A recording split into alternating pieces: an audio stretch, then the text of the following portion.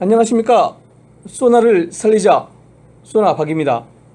이제부터 본격적으로 소나 장비 운용에 대해서 알아보도록 하겠습니다. 소나 일반에서 강의했던 내용들이 다소 포함됩니다. 혹시 소나 일반 1강의, 2강의, 3강의를 보지 못한 분들은 찾아서 보시면 도움이 될 겁니다. 소나 운용의 세계로 한번 가보겠습니다. 네, 장비 성능부터 볼까요? 먼저 소나의 이름은 심라드 SX90이죠. 다른 모델을 보면 SX92 모델도 있는데 거의 버전이 큰 차이가 없어서 운용하는 데는 크게 지장이 없을 거예요. 거의 비슷한 내용으로 갈 겁니다. 장비 성능이라는 건요, 이 소나의 장비 성능이라는 것은 어떤 목적으로 이 소나를 사용하겠다라는 그 목적에 따라서 성능이 결정되죠. 예를 들어서 잠수함을 잡겠다면 잠수함을 컨택할 수 있는 옵션과 프로세싱이 되어 있을 거고, 어군을 탐지하기 위한 거라면 그에 맞는 설계가 되겠죠.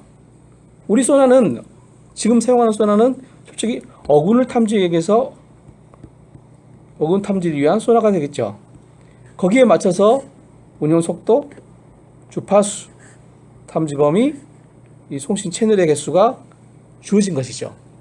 먼저 운용 속도를 보면 최대 24노트까지 에서 사용이 가능하다고 되어 있습니다. 왜냐하면 원거리에서 어군을 탐지해야 빠르게 접근해서 어군 포획을 할 수 있기 때문이죠. 그래서 최대 24노트에서도 성능을 발휘할 수 있도록 설계는 되어 있습니다. 근데 상대적으로 우리가 운용해야 할 목적은 어군을 잡는 게 아니죠. 그래서 탐지 범위는 탐색할 때 속력은 그 범위에 따라서 틀려지겠지만은 적절한 속력은 4나트라고 보면 됩니다. 여기서 효율적 속력 12나트라고 되어 있는데요. 요거는 우리가 만약 혹시 이 소나도 전시나 또 대잠 작전에 투입될 경우가 있거든요. 그럴 때는 12나트의 속력으로 유지하는 게 좋다는 얘기입니다. 즉 대잠 작전, 즉 잠수함을 탐지하고 작전을 벌일 때에는 12나트 속력이 좋기 때문에 12나트 이하라고 이게 나와 있는 내용이라고 보면 되시겠습니다.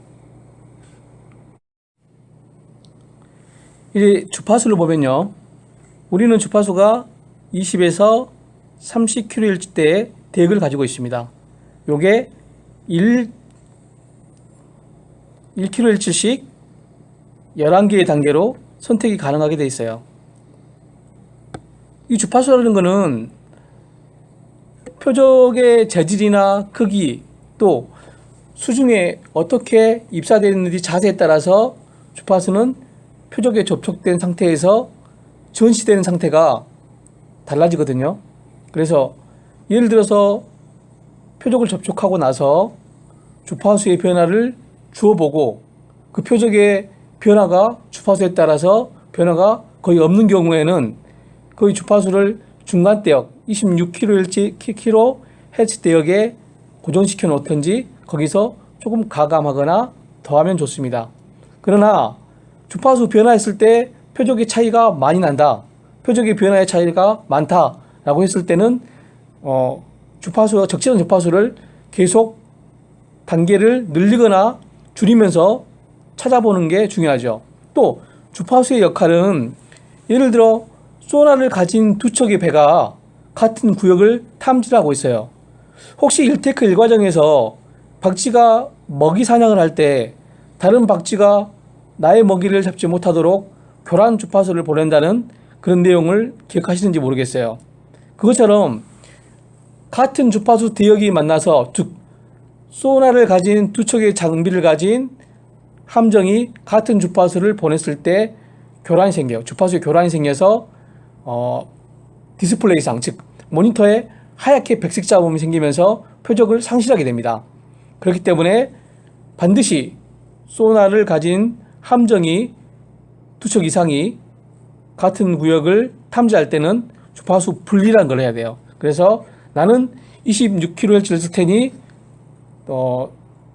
다른 함정은 30kHz를 써라. 이런 식으로 주파수 분리 설정을 해야 되는 거죠. 주파수를 분리해서 설정하게 되면 서로의 주파수 간섭을 최소화할 수 있습니다.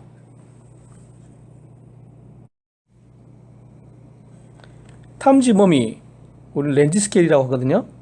이 탐지 범위는 최대 8,000m까지 탐지가 가능해요. 동해와 같이 섬이 작고요. 또 수심이 깊은 경우는 이 소나의 감소가 거의 없이 원거리 탐색이 가능은 해요. 그런데 우리나라의 경우는 연안이 대부분이죠. 그래서 제가 생각하기에는 1200m 있잖아요. 1200m 이상의 거리는 큰 의미가 없다고 봅니다. 또 이 장비가 노르웨이에서 제작됐거든요. 노르웨이는 원양거리에서 어군 탐지기에서 제작됐기 때문에 어떻게 보면 이 탐지거리는 1000m 이내의 탐지거리를 측정할 수 있는 소나가 더 유리하죠.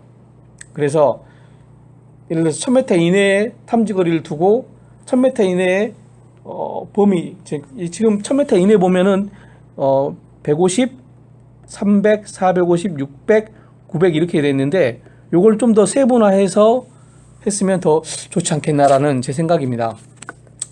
지금 이제 소나를 운영하는 실무자들도 보실 수 있는데, 만약에 내 소나가 유효 최대 접촉거리가 얼마이다, 또 계절별로, 시간대별로, 기상별로 내가 가지고 있는 소나의 접촉거리가 얼마인지를 항상 고려해보고 또 생각해 놓으면 나중에 탐지 범위를 정하는데 매우 유용하게 사용할 수가 있습니다. 송신 채널을 볼까요? 이 송신 채널은 앞전 소자 엘라멘트 즉 채널 수가 263개입니다. 엘라멘트와 채널 수는 동일한 말이에요. 아점 소자가 256개 있는데 요거를 바로 엘라멘트라고 곧 채널 수라고 합니다. 즉 우리 트렌드서 기억나시나요? 트렌드서에 보면 여기 이렇게 동글동글하게 여러 개가 있었죠. 여기 앞전 소자거든요. 이 앞전 소자가 한 개가 총 256개라는 거죠. 이 앞전 소자는 소나를 설계할 때 그 목적에 맞게 또 출력을 보내고 송신 신호를 처리하고 수신 신호를 처리하는 등 그 과정의 베이스가 되는 역할을 해요. 즉 가장 중요한 역할을 하기 위해서 설계된 거죠. 이 모양을 어떻게 만드냐에 따라서 그 목적이 정해진다고 보면 돼요. 그래서 우리 같은 경우는 구형이잖아요. 또는 원톤형도 있고 단면형, 수직형, 평면으로 된 것도 있어요. 그 목적에 따라 틀리죠. 사이드 스캔 소나 같은 경우를 보면 수직형, 평면형이에요. 평면형. 그래서 사이드 스캔 투어피시라고 그러는데요. 투어피시에서 센스를 이렇게 배열했거든요. 측면으로 배열해서 소나를 주사하고 측면에서 소나를 주사해서 여기에서 얻어진 정보를 얻는 형태가 되죠. 그래서 이렇게 구형 같은 경우, 우리는 구형이잖아요. 구형 같은 경우의 장점은 수심의 깊이를 측정하고 그 깊이에 따른 구역을 설정해서 표적을 내가 원하는 방향에서 얻어낼 수 있는 그런 점이 유리하다고 볼 수 있습니다.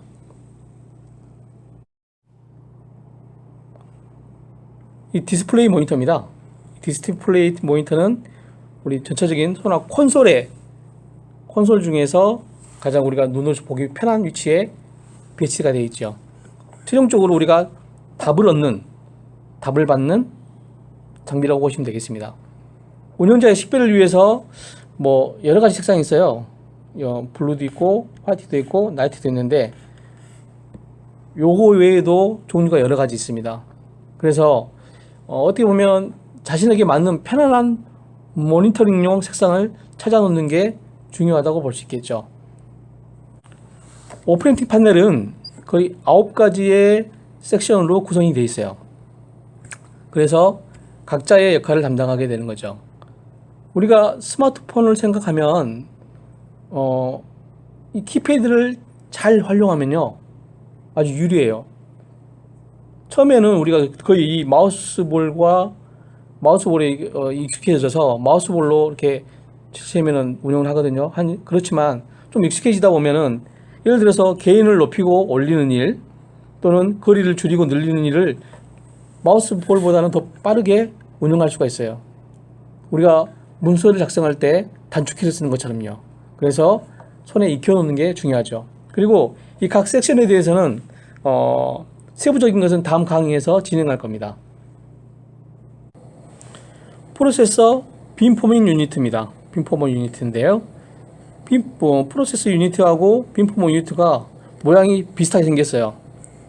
그런데 각각의 역할은 다릅니다.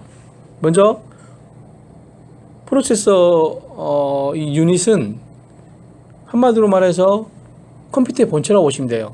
우리가 운영체제가 XP 운영체제거든요. 그것처럼 컴퓨터 본체로 운영되면서 프로세서를 하는 소프트웨어적인 업무를 담당하는 게 바로 이 프로세서고요. 그 다음에 빔포밍 유니트라는 건 뭐냐면 우리 트랜지스터 센서에서 음파가 나가는 형태를 결정해주는 소프트웨어적인 프로그램 장치라고 보시면 돼요. 하드웨어적인 게 아니라 소프트웨어적인 프로그램 장치라고 보시면 돼요. 그래서 빔을 형성하는데 나는 이 채널을 5개를 써서 빔 크기를 뭐 50도 각도로 보겠다, 20도의 각도로 보겠다 하는 그러한 프로세싱을 해주는 게 바로 빔포머 유닛의 역할이라고 볼 수 있겠습니다. 그리고 여기 보시면 이 CD룸과 USB 꼽는 허브가 있거든요. 요것은 이제 저장된 데이터를 다운받을 수 있도록 하는 역할도 감당합니다. 트랜스서버는 송신단입니다. 송신단이라는 것은 우리가 센서에서 송신을 담당하는 전기적 에너지를 음향적 에너지로 바꿀 수 있게 전기적 에너지와 음향 에너지를 조합해주는 역할을 하는 게 바로 이 송신단의 역할이에요. 송신단은 하부 있거든요. 하부. 전자적인 장비인데도 하부에 있는 이유는 여기 보면 케이블인데 이 케이블이 바로 트랜지스터로 바로 연결돼요. 이 거리가 짧으면 짧을수록 좋은 이유는 센스와 또 송신단과의 거리가 짧을수록 즉 440V의 고전압으로 전기적 에너지로 음향 신호를 바꾸거든요. 그래서 이 케이블을 통과하는 과정에서 감소가 길면은 감소가 많이 하겠죠. 짧으면 그만큼 감소가 적게 될 거고요. 그래서 그 감도의 소나의 440V의 전압의 전기적 에너지가 감소가 없이 정확하게 전달되기 위해서 하부에 위치해 있습니다. 이 친구는 뭐 하는 친구냐면 이게 하부에 존재하기 때문에 또 전자장비예요. 전자장비 같은 경우는 습기에 매우 미약합니다. 습하면 안 돼요, 솔직히. 그래서 제가 해군에 있을 때는 이 송신단 케이블 쪽에 뭘 놔뒀냐면 우리 김을 먹고 나면은 물기를 흡수하는 방습제 있잖아요. 방습제. 그거를 여기다 놓기도 했어요. 이 센서의 감도를 또 성능을 유지하기 위해서. 그래서 요즘에 물먹는 하마 많이 있잖아요. 하부에 우리 소나룸 하부에 이렇게 물먹는 하마 여러 개 갖다 놓으시고 또 이렇게 여러 개 갖다 놓으시면 습기를 막아주거든요. 그래서 장비 관리하는데 큰 도움이 될 겁니다. 여기 보면 UPS 유닛이라고가 있습니다. 요거는 함정이 전원 상태가 안정적이지 못하죠. 그래서 소나는 솔직히 전기적 에너지를 음향적 에너지로 바꿔서 송신하는 역할을 하기 때문에 특히 또 440V의 고전압을 사용하기 때문에 함정 전원이 안정돼야 됩니다. 그런데 그 안정되지 못하는 것을 막고자 일명 배터리 역할을 하는 게 바로 UPS 유닛이라고 보면 되겠죠. 그래서 전기적 에너지 공급의 안정화를 찾도록 해주는 역할을 하는 거죠. 업체에서는 이 UPS를 2년에 한 번씩은 교체가 필요하다고 하는데, 만약 전기 수리나 또 소나를 수리할 일이 있으시면 꼭 점검을 받아보도록 하는 게 좋은 방법일 것입니다. 이 헐 유닛은, 요게 헐 유닛이거든요. 요 전체적인 게 헐 유닛이고요. 자, 이 헐 유닛의 역할은, 여기 보시면 트랜스듀서 어레이, 제가 누누이 얘기하는 가장 많이 나온 트랜스듀서 어레이죠. 어레이가 요 소나 돔이라고 생긴 요 소나 돔 안에 쏙 들어가 있어요. 이 안에 들어가 있는데, 이 돔이 한 약 1m 정도 내려왔다 올라갔다를 합니다. 사용할 때는 내리고, 또 항해하거나 항해 안전을 위해서는 올려놓죠. 그 역할을 하는 게 바로 이 헐 유닛에서 올려주고 내려주는 역할을 하죠. 저는 설명했던 것처럼 여기 이게 송신단하고 연결되는 케이블이거든요. 그래서 항상 주의를 요구합니다. 주의가 필요해요. 그래서 이 헐 유닛이 움직이거나 이동할 때에는 절대 근처에 가지도 말아야 되고, 또 건드려서도 안 돼요. 사고가 발생할 수 있으니까요. 주의하시기 바랍니다. 네, 모터 컨트롤 유니트입니다.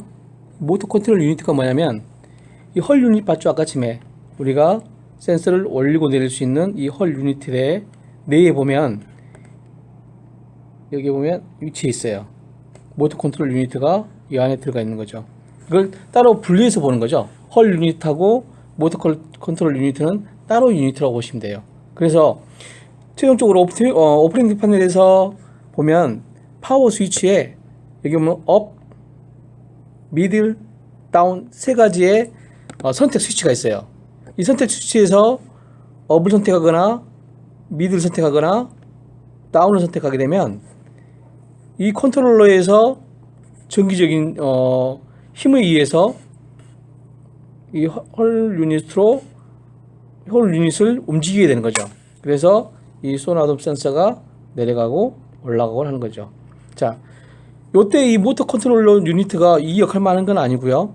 또 이걸 내려갈 수 있는 전원이 차단되거나, 또는 어느 순간에 고장에 의해서 이 소나 센서가 내려갔는데 멈춰버리는 일이 생길 수도 있거든요. 그때는 이 모터 컨트롤 수동으로 로컬 모드로 전환해서 이거를 수동으로 움직일 수 있어요. 또 이거는 또 수리할 경우에, 예를 들어 우리가 상가를 하잖아요. 상가를 하는데 센서가 안에 들어가 있잖아요. 상가하는 센서 안에, 상가 중에 이 센서를 내려서 정비를 할 일이 있을 거 아니에요. 그때는 이 모터 컨트롤러를 사용해서 센서를 내려서 정비를 하고 다시 올리는 역할도 합니다. 그리고요, 이 모터 컨트롤러도 전기적인 걸로 움직이잖아요. 근데 전기 전원이 다 끊긴 상태가 있을 수 있잖아요. 그때는 수동으로, 여기 보면 이 구멍이 있거든요. 이 구멍에 이 핸들을 끼워서 핸들 돌려서도 수동으로 센서를 올릴 수도 있습니다. 여기까지 소나 성능 및 구성에 대해서 강의를 했습니다. 요즘 무더운 날씨에 모두 힘드신가 합니다. 힘내시고요. 다음 소나 운용 이테크 2강의에서는 운용에 관한 옵션들에 대해서 알아보도록 하겠습니다. 소나를 살리자 소나 박이었습니다. 감사합니다.